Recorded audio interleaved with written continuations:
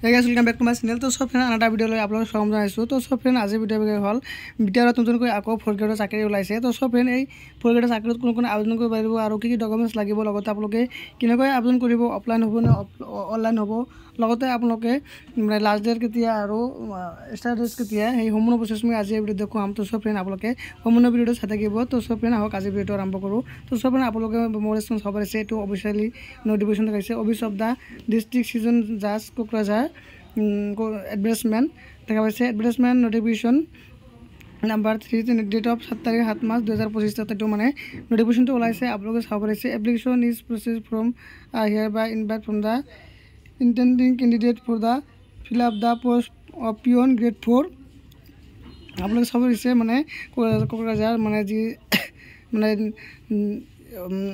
সিজন জাজ অফিস আছে, সেই অফিসৰ কাৰণে আপোনালোকৰ মানে পিনৰ কাৰণে যোনকৈ পোৱা ওলাইছে। আপোনালোকে চাব পাৰিছে পোষ্ট নাম আছে, নেম অফ দ্য পোষ্ট হ'ল আপোনালোকৰ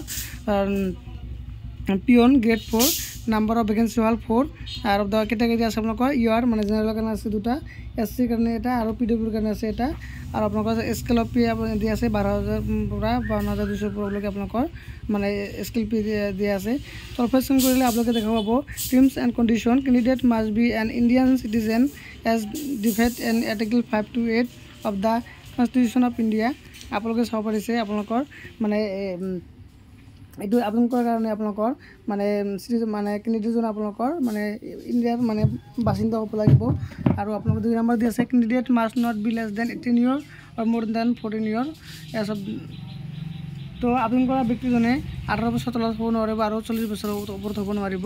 তাৰপিছত আপোনালোকৰ মানে SC কাৰণে 5 বছৰ বঢ়াই দি আছে। আপোনালোকে SC ST বিলাকে 45 বছৰলৈকে আবেদন কৰিব পাৰিব।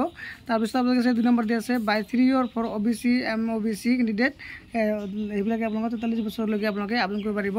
তাৰপিছত দি আছে আপোনালোকৰ 3 number by 2 year in up to 42 years in respect of ex servicemen and 10 years in up to 15 years respected of person with disability. তো যিবিলাক মানুহে এক্স সাৰ্ভিসমেন সিহঁতৰ কাৰণে যে 2 বছৰ বঢ়াই দি আছে আৰু যিবিলাক মানে PWD সেইকাৰণে 10 বছৰ বঢ়াই দি আছে। তো আপোনালোকে চাব পাৰিছে এটা নোটিফিকেশ্যনটো।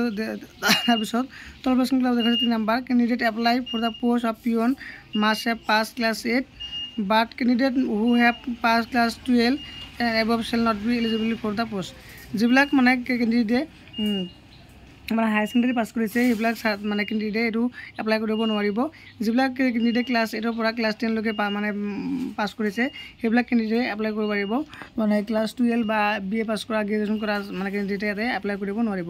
তাৰপিছত তলফালে স্কেন কৰিলে আপোনালোকে দেখাব post any such application not confirming to the prescribed educational criteria should automatically statement cancel. তো আপোনালোকে যদি দেখা পাইছে ইয়াতে যদি আপোনালোকৰ কোনো ধৰণৰ মানে হেৰি আপোনালোকে যদি আপোনালোকৰ মানে হায়াৰ এডুকেশ্যন এপ্লিকেশ্যন কৰে তেনেহ'লে আপোনালোকৰ অট'মেটিকলি এপ্লিকেশ্যনটো কেঞ্চেল হৈ যাব। আৰু হৈছে she has not pass SLC or elevation examination or above. আপোনালোকে মানে হায়াৰ ছেকেণ্ডেৰী বা আপোনালোকৰ BA পাছ হ'লে আপোনালোকৰ এইটো এপ্লাই কৰিব নোৱাৰিব। তাৰপিছত দিয়া আছে আপোনালোকৰ কেণ্ডিডেট 4 নম্বৰ দি আছে candidate may drop their application is a selection envelope with the self-attest copy of testimonial regarding educational qualification as valid employment exchange registration card allowing 3 copy of recent passport photography daily signature of the candidate in the drop box of the office of the district region Judge Kokrajhar or may send their application form along with the document by post register post courier service to the office address mentioned above। তো আপোনালোকে মানে box drop box মানে অফিচৰ সন্মুখত মানে কোকৰাঝাৰ জাজ অফিচৰ সন্মুখত ড্ৰপ বক্স থাকিব। সেই ড্ৰপ বক্সত আপোনালোকে নিজৰ যি ডকুমেণ্টছ আছে আপোনালোকে এইটো মানে দিব পাৰিব। লগতে আপোনালোকে কি কৰিব লাগিব, আপোনালোকৰ ডকুমেণ্টছ এডুকেশ্যন কোৱালিফিকেশ্যন দিব লাগিব, এজ প্ৰুফ চাৰ্টিফিকেট দিব লাগিব আপোনালোকৰ এজ প্ৰুফ আপোনালোকৰ বাৰ্থ চাৰ্টিফিকেট বা আধাৰ কাৰ্ড দিব পাৰে, কাষ্ট চাৰ্টিফিকেট থাকিলে দিব, নাথাকিলে নাই।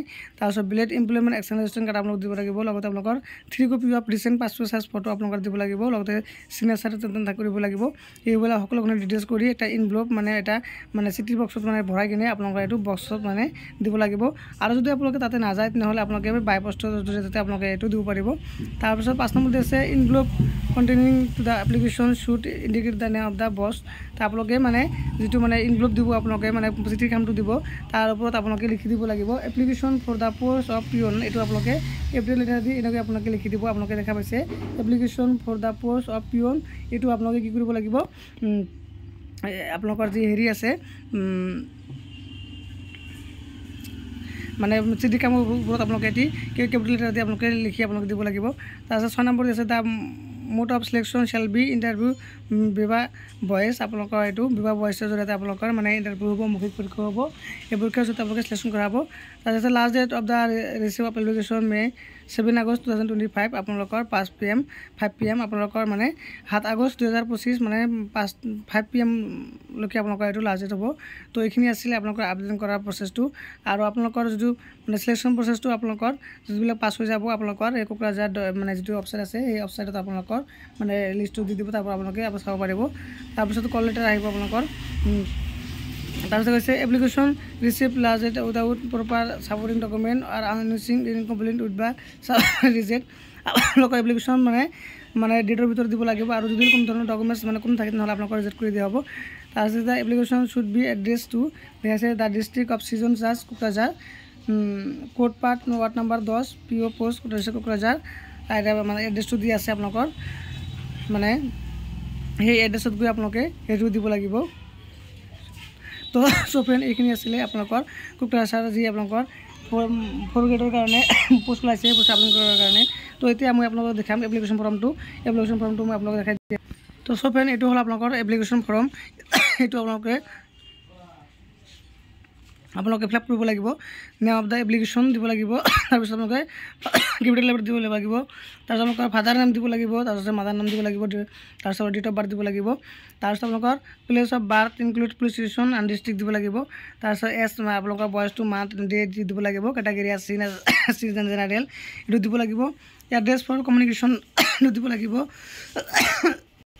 মোবাইল নাম্বাৰ দিব লাগিব, তাৰপিছত ইমেইল এড্ৰেছ দিব লাগিব, তাৰপিছত মানে এড্ৰেছ আৰু আপোনালোকৰ চেমচাং ইলেক্ট্ৰিক মাৰ্ক দিব লাগিব, তাৰপিছত মোবাইল নাম্বাৰটো এইটো দি কিনে তাৰপিছত আপোনালোকৰ ছেক্সটো বহাব লাগিব, মেল নে ফিমেল, নেশ্যনেলিটি দিব লাগিব, ৰিলিজন দিব লাগিব, মেৰিড ষ্টেটাছ দিব লাগিব, তাৰপিছত আপোনালোকৰ do you have a computer performance এইটো থাকিলে দিব লাগিব, এডুকেশ্যন কোৱালিফিকেশ্যন কি এইটো দিব লাগিব, প্ৰফেশ্যনেল টেকনিকেল আদাৰ কোৱালিফিকেশ্যন এইটো থাকে এইটো আপোনালোকে দি দিব।